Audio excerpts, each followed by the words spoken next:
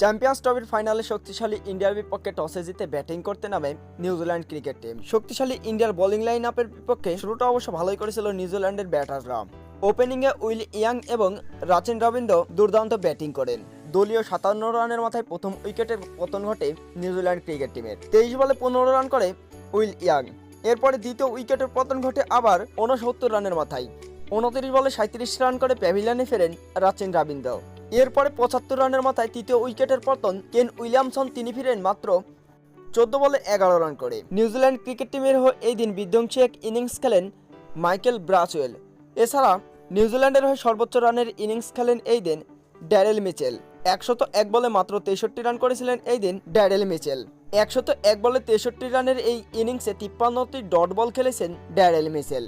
Tom লাথামের 14 এবং Glenn ফিলিপসের 34 রানের ওপরে নির্ভর করে নির্ধারিত 50 ওভারে 7 উইকেট হারিয়ে নিউজিল্যান্ড ক্রিকেট টিম তারা মাত্র 251 রান করে শক্তিশালী ইন্ডিয়ার বিপক্ষে।